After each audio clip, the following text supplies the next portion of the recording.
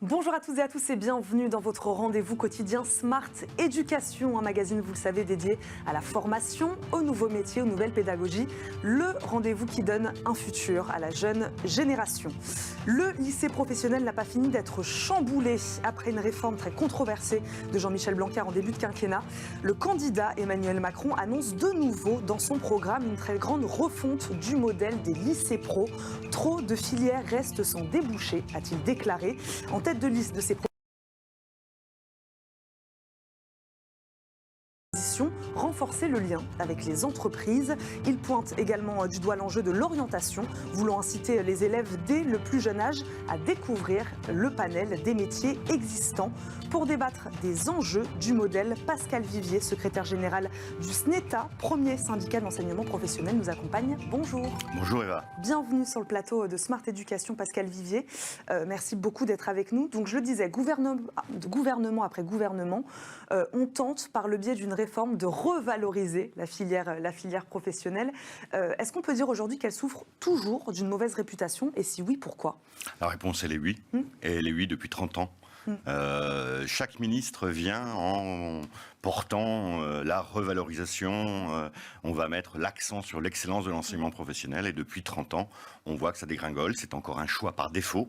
Et sur ces 10 dernières années, on a perdu 100 000 élèves. En gros, la photographie, c'est 700 000 élèves que nous avons, 65 000 personnels, et on a perdu 100 000 élèves depuis 10 ans, donc on doit s'interroger. On n'est pas sur une progression ascendante du tout. Du tout, mais pour plein de raisons. Liées au nombre de diplômes, par exemple. On a 560 diplômes, donc on pourrait être très satisfait en se disant qu'on a un panel très large, et pourtant ces diplômes-là n'ont été en partie que rénovés. Nous n'avons pas de nouveaux métiers et de nouveaux diplômes liés aux nouveaux métiers, en particulier sur l'environnement, mais aussi dans le tri des déchets, dans les conducteurs de drones. Il y a un tas de diplômes à imaginer, et on n'a pas de nouveaux diplômes, et c'est vrai que vous avez parlé de réforme de l'enseignement professionnel par Jean-Michel Blanquer. On reste sur notre faim, quand bien même les réformes deviennent inévitables, même si la question elle est à la fois politique, et c'est la première fois que l'enseignement professionnel est au cœur de la campagne présidentielle, sociétale. De quelle école on a besoin et de quelle société on veut avoir à 10, 15 et 20 ans, puisqu'on est sur du temps long dans l'éducation, mais également économique, où on voit que les entreprises manquent de 300 000 salariés spécialisés avec les compétences nécessaires. Donc on est au cœur de cette campagne. J'allais dire tant mieux, mais ce ne sont pas que les professionnels de l'éducation et l'éducation nationale qui doivent s'en saisir. On va parler des propositions d'Emmanuel Macron justement à ce sujet. Vous allez nous dire si vous êtes plus ou moins d'accord et avec lesquelles et quelle marge de progression. C'est intéressant ce que vous disiez sur les métiers représentés et tous ces nouveaux métiers qui apparemment ne le sont pas ou encore pas assez. On va rentrer dans le détail avec vous. Y a-t-il, comme le souligne le président donc, un problème d'insertion professionnelle aussi? C'est ce qu'il a dit, trop de filières restent sans débouché. La raison d'être du lycée pro étant de s'insérer sur le marché du travail d'une manière assez simple, normalement. Vous l'avez très bien dit. Vous avez dit insérer. Et insérer, il y a deux jambes dans insérer. Il y a l'insertion à l'emploi, mais l'insertion aussi en tant que citoyen, voire en enseignement supérieur. Donc je tiens à ce mot et je vous remercie. C'est vrai que la finalité du bac pro, quand il a été créé en 1985, c'était l'accession à l'emploi et d'avoir des employés qualifiés. Aujourd'hui, l'accession à l'emploi est encore possible pour certains diplômes, la plomberie, chauffagerie, les métiers de bouche, la cuisine, charcutier, pâtissier, tous ces métiers... les métiers manuels en tension, beaucoup. C'est encore les métiers en tension, où on recherche de la main-d'œuvre. C'est là où les jeunes s'inscrivent aussi le moins.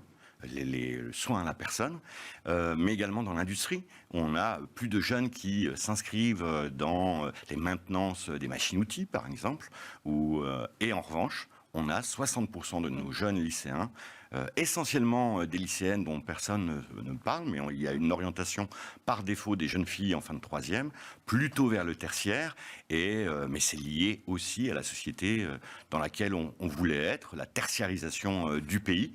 Et quand on parle de réindustrialisation du pays, ça passera aussi par des compétences et les compétences données au travers de l'école et de l'enseignement professionnel. Mais donc c'est un problème de filière, Pascal Vivier, c'est-à-dire on aurait un enseignement professionnel qui ne serait pas en accord avec les besoins du marché du travail, c'est ça? Je crois qu'il a été en accord avec la société que les politiques voulaient nous donner dans les années 90. Oui, quand vous parliez de tertiarisation, on n'y est plus. Le souci, c'est qu'à chaque fois qu'on parle d'éducation, on veut nous faire répondre à 3 ans, alors que l'unité de compte dans l'éducation, c'est 12 ans. Quand vous mettez en place une mesure, vous n'en voyez les effets que 12 ans plus tard. Donc c'est la société qu'on a voulu dans les années 90, où on pensait transformer la France en un grand Londres financier, et finalement on se rend compte que avec les crises, pandémie, aujourd'hui le conflit, la guerre, on s'aperçoit qu'un pays qui a une industrie comme l'Allemagne s'en sort mieux qu'un pays comme le nôtre qui a essayé de se tertiariser. Et les entreprises, aujourd'hui, oui, il y a une inadéquation puisque les entreprises recherchent des compétences. Alors ça peut être, il y a 2 raisons. Des jeunes qui ne se sont pas inscrits dans la formation liée au métier. L'autre raison, c'est l'emploi qui n'attire pas. Donc là aussi... on en revient toujours à ce problème d'image dont on parlait. L'image de la formation et l'image du métier. Par exemple, il y a eu une mobilisation silencieuse dont on parle peu, mais après cette phase de pandémie, ces 2 années, nous avons eu 200 000 salariés de la restauration, de l'hôtellerie qui ont démissionné. Sans se mettre d'accord, sans se mobiliser, ils ont démissionné parce qu'ils ont découvert que finalement, chez eux, ils pouvaient avoir un cadre de vie, un salaire maintenu et vivre autrement. Et bien là, par exemple, le patronat de l'hôtellerie et de la restauration a mis la main à la poche en mettant 16% d'augmentation des salaires et il devra encore mettre la main à la poche sur des conditions de travail. Donc c'est lié d'un côté à la formation, de l'autre côté à l'image de l'emploi et à leur reconnaissance de l'emploi. Quand vous prenez les métiers aux soins à la personne, la pandémie nous a montré qu'on en avait besoin. On en avait besoin et on a parlé beaucoup de personnel invisible. Eh bien, ils sont devenus à la fois visibles mais essentiels. Et là aussi, pour qu'ils soient, s'ils sont visibles et essentiels, il faut qu'ils aient une formation. Ce sont des ouvriers, des employés qualifiés.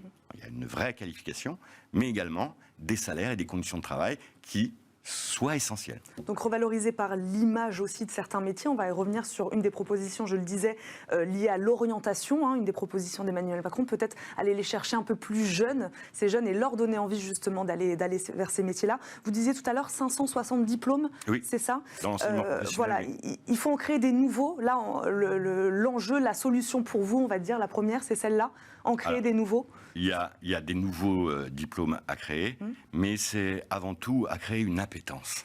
Et donc il faut commencer... Et comment on crée une appétence? Pascal Vivier, c'est difficile. Il faut y aller très tôt. Vous savez... Donc allons alors là-dessus, sur ce sujet de l'orientation, proposition d'Emmanuel Macron. Sur l'orientation, très clairement, il faut travailler dès le collège.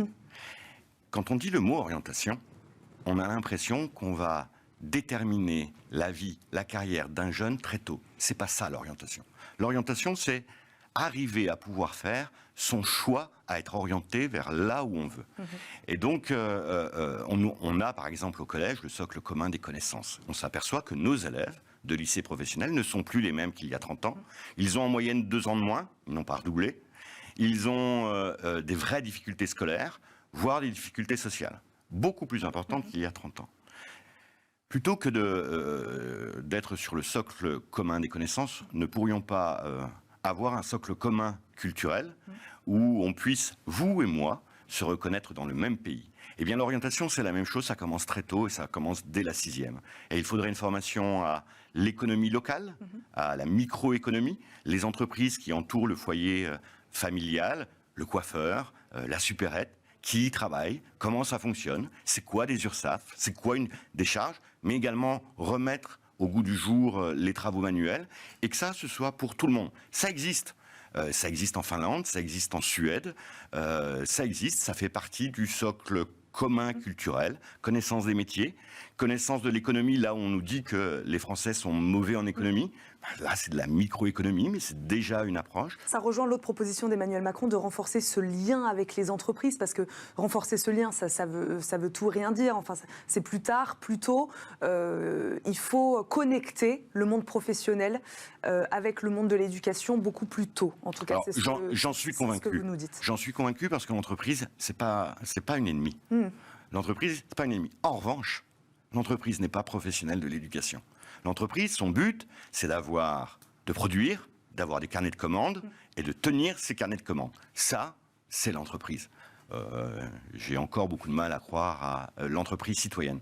Eh bien, il y a des professionnels de l'éducation, ce sont les professeurs. Donc, si on doit faire connaître l'économie, la microéconomie, les travaux manuels, les différents métiers, eh bien, avant de faire le choix de l'orientation, travailler aussi avec tous les élèves, faire découvrir à celui qui va finir à l'école normale supérieure, mais également celui qui va être charcutier, tous les métiers possibles, que tous les métiers peuvent être visibles, qu'on peut avoir une vie réussie avec des salaires confortables, souvent bien plus confortables que dans le tertiaire. Concrètement, comment elles s'engagent ces entreprises actuellement sur l'embauche de ces jeunes après leur formation, après la sortie des lycées pro? On parlait tout à l'heure d'insertion professionnelle.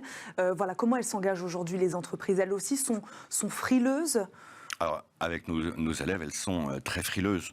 Par exemple, Muriel Pénicaud a voulu développer l'apprentissage à tout va. Les textes le permettent.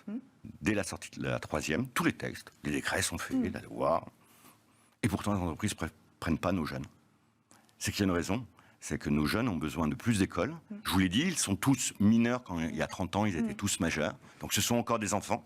Ils ont besoin d'être mieux formés, plus citoyens, avoir les bases, parce qu'on a des élèves qui sont de plus en plus sans les bases nécessaires.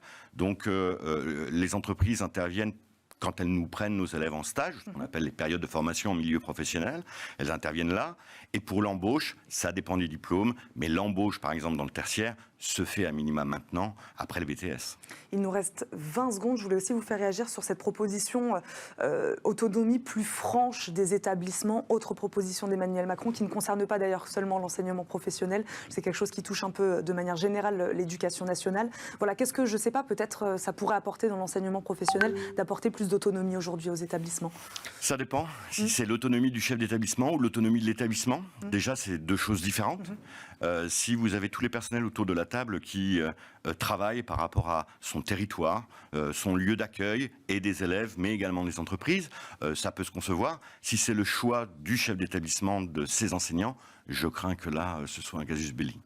Merci beaucoup Pascal Vivier d'avoir répondu à nos questions aujourd'hui dans Smart Education. Je le rappelle, vous êtes secrétaire général du SNETA, premier syndicat de l'enseignement professionnel. Merci beaucoup d'avoir parlé de cette filière des lycées professionnels avec nous aujourd'hui. Vous l'avez compris, c'est déjà la fin de cette émission. Merci à vous de nous avoir suivis. On se retrouve très vite pour un nouveau numéro de Smart Education. Très bonne journée à tous et à très vite.